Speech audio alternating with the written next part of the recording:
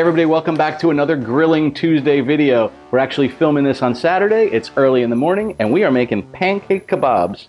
Have you ever had a pancake kebab? No. Does this sound good?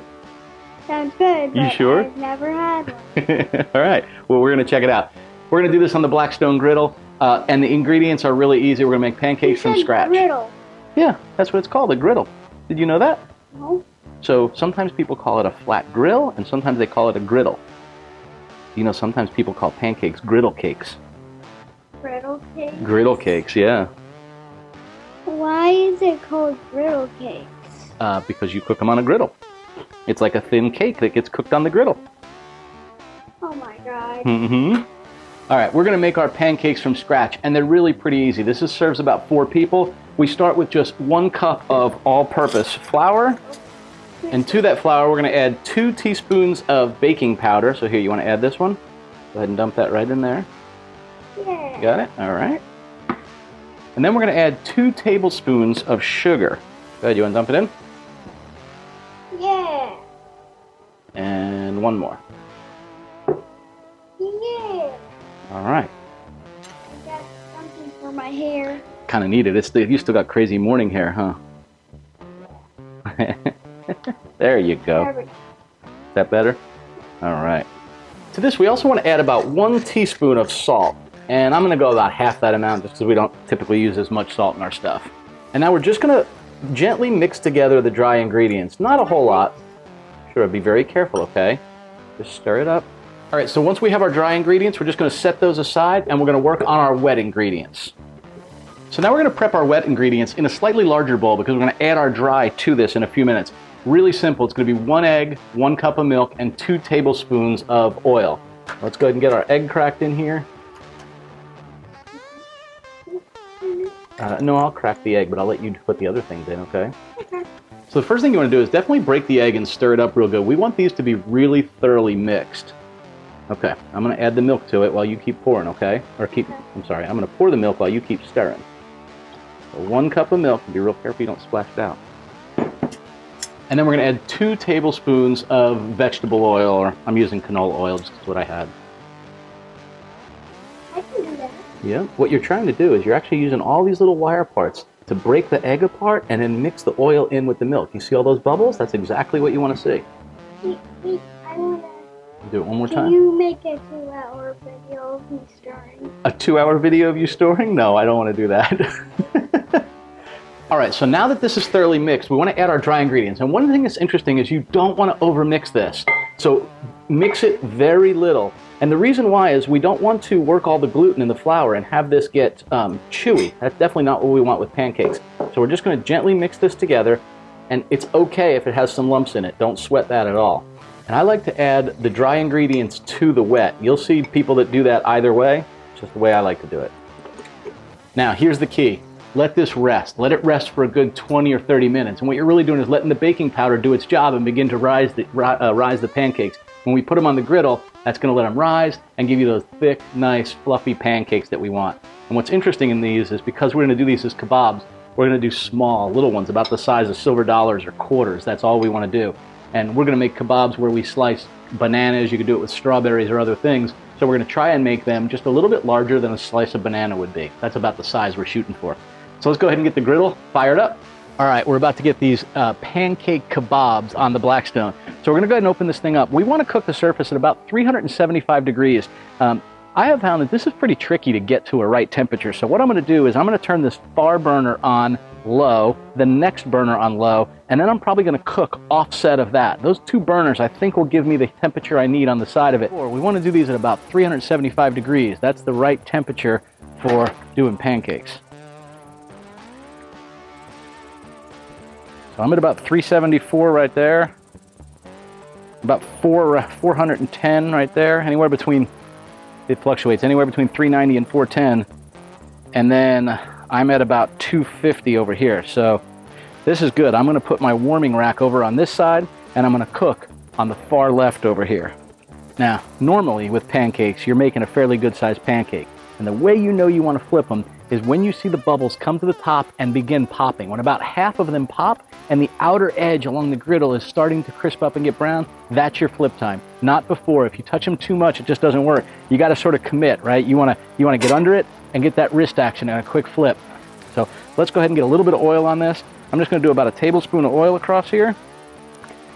And I'm going to use my spatula, just sort of smooth it along the surface.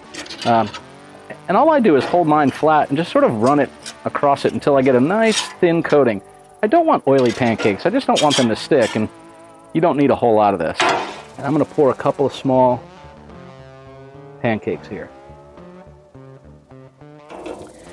Now you're going to notice I've got bubbles forming around here, and some of them are coming up to the top and they're popping. You can really see it on this one. See how those are popping? But it's not quite brown around the edges, so I'm going to let it go just a little bit longer. Let's go ahead and this one flip. Again, we want to go fast underneath it, and then commit and flip. Commit and flip. And we're going to start pouring some more of these.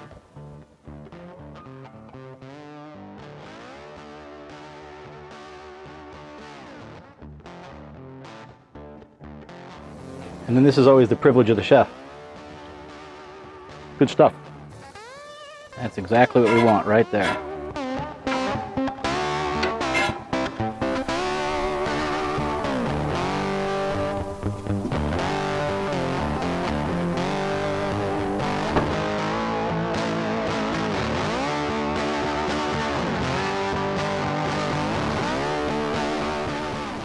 All right, these are about done, so I'm going to go ahead and take the heat off, and we're just going to place these right up here. These look just phenomenal. We're going to go ahead and just take this whole rack of this cooling rack, and we're going to set it right on a little pan to carry it. Hopefully not touch it, because it's going to be hot as heck. Now, after I clean my griddle, I always do this. I've turned it off. I'm going to add just a little tiny bit of oil, a small amount. A teaspoon and a half, maybe. Then I take a small rag that I use this for all the time, the washcloth, rolled up, and I just rub this oil across the entire surface. Think of that as like re-seasoning your cast iron skillet. That's all you need to do. All right, so we now have all of our small quarter-sized pancakes, and we're going to go ahead and slice up a banana. This is a great way. By the way, we use bananas in smoothies a lot at home, and they get really brown like this, and they taste just fine. They're a little bit soft. If you were going to give it to a kid to hold and eat, it's probably a little soft for that.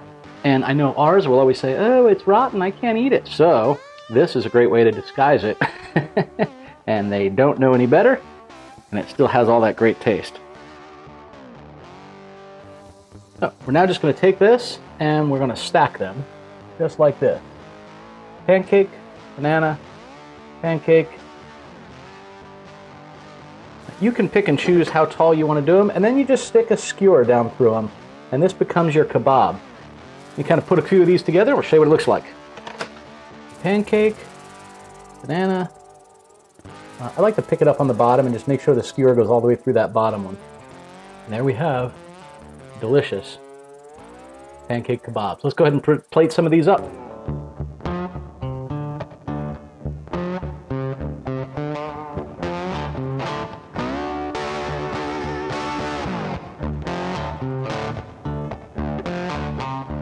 All right, let's give one of these a try.